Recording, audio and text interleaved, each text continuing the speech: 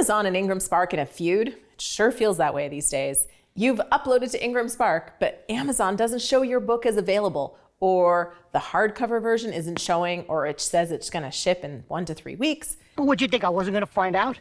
I don't even know what you're talking about, Nick. No? Meanwhile, you upload your ebook to KDP and boom, it's there and shipped right away. I didn't do anything. So why bother with IngramSpark? Is it time to stop including them in your publishing plans? If you're wondering about IngramSpark, if they're still worth the hassle, this video is for you.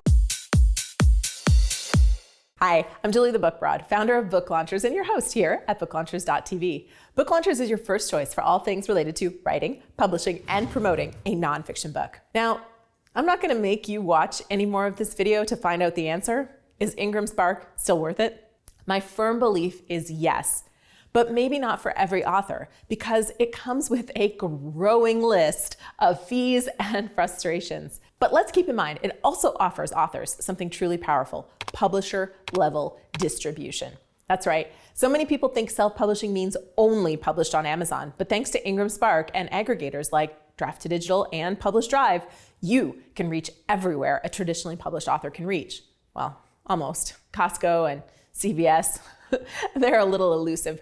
But really, is that going to change your life not being in Costco or CVS? I think you'll be okay. So IngramSpark is a pretty important player for many authors. What IngramSpark does best? Well, IngramSpark has long been the great equalizer for indie authors. Hardcover with dust jacket? Check. Pre-orders for print books? Check. Access to bookstores and libraries? Check and check. Distribution that rivals traditional publishers? Double check. It sounds like a dream.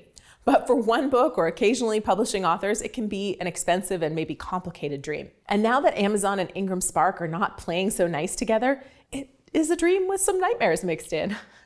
For the last year, it's become our nightmare at Book Launchers because we assist authors with the whole process.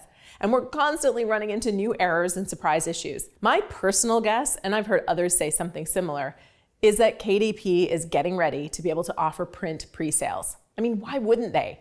Many authors sell thousands of copies on pre-sale, and because they don't offer it, that's business that's going straight to IngramSpark and not to them. Sure, they're still getting a little cut of it when it's sold on the Amazon platform, but it's not the same as being the one that prints the book. So maybe even by the time you're watching this video, KDP will be doing pre-sales for print books, and that will likely simplify this whole experience. But there's more than glitches to consider when you're deciding whether you should use Ingram or not. Let's talk about costs. There's some hidden math that you may not be aware of. In 2023, IngramSpark raised its minimum wholesale discount from 30% to 40%. Want to sell to bookstores? Well, that's 55%. Now, to be fair, that 55% isn't an Ingram rule. It's for bookstores because they have a lot of overhead and they have to recoup those costs.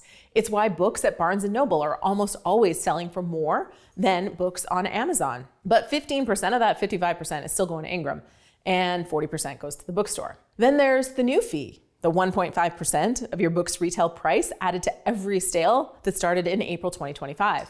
When you combine that fee with increased paper costs, the profit on a 6x9 paperback, which is what most nonfiction authors are using, has dropped nearly 29% in 2 years. According to a post by David Wogan, he does the math on a $20 book, and he said a $20 book netted $8.55 in 2022. Today, just $6.10. So if you're thinking more sales equals more profit, but you're paying everyone except yourself, it's time to pause and reconsider what's best for you. But wait, you also might be making some costly assumptions. So before you make your decision, let's make sure you've got all the facts. Here are some of the assumptions I find authors make. Assumption 1, you must offer a 55% wholesale discount, but that's not true. Most bookstores won't stock your book unless you're local or bringing an event. If you're not pursuing physical distribution for your book, you do not need to make your book's discount 55%. Unfortunately, there's no way to say 40% for you, online retailer, and 55% for you, physical bookstore. You have to set it all at 55% if you want physical bookstore distribution. Now, at Book Launchers with our clients, we generally don't set the wholesale discount to 55% in pre-sale unless we know an author is actively pursuing a list like USA Today, or they're going to be doing a lot of bookstore outreach in pre-launch or in the first month of launch. We collect the highest we can for them on pre-sale, and then we switch it after if physical bookstore distribution is a part of their strategy. Now, you can't change it today and reach out to the bookstore same day and think you're okay. The system takes time to update, so you do need to set this well in advance of your outreach. That said, I just want you to know that it's not a blanket requirement that you have to have 55% to be sold online through your favorite bookstore. It's only to get it on that shelf. The second assumption many make is print presale is required for a great launch. If you do what we call at Book Launchers load to launch, you can skip the loading on Ingram for print presale and just focus on getting everything looking and functioning right for your launch. Pre-orders do help with rankings and can help with media outreach, but really only if you're doing a big push. If you're not doing a big push, I would just load your print book to IngramSpark on launch so you can get bookstore distribution online. But you can focus on your promotional efforts on launch week on a 99-cent ebook sale to get momentum going and start to get reviews. There's no rule that presale has to be a print book push. That said, I do want to note that many nonfiction authors are surprised to learn that the most popular format of their book is in fact print book, followed by audio, and then followed by ebook. So you really should plan a coordinated launch or as close to coordinated so that all of your book's formats are releasing at the same time. The third assumption is you can revise your book whenever you want, before launch or after. We have stopped allowing authors to make changes anytime they want. Yes, IngramSpark gives you 60 days of free revisions, but any revision could temporarily remove your book from distribution. And that's a headache most authors don't expect, and it can be a real problem if you're in the middle of doing a bunch of promotion and then boom, you make a change and suddenly people can't buy your book like you expected. We will make changes a few weeks after the book launches, but we try to avoid anything within a few weeks of launch because it could mean your book isn't actually available for sale when you're launching and promoting and talking about it, and that's not fun. Fourth assumption, you must have a hardcover. I get it. Hardcovers make you feel like a legitimate author, but guess what?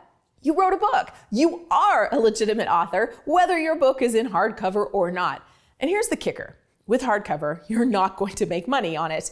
They cost a lot more to produce, and readers don't want to pay that much more for them. Personally, I would rather do a special print run of hardcover books through a printer like our friends at Print Nation and have those on hand for your media or clients or special occasions versus having a hardcover book for sale on the market giving you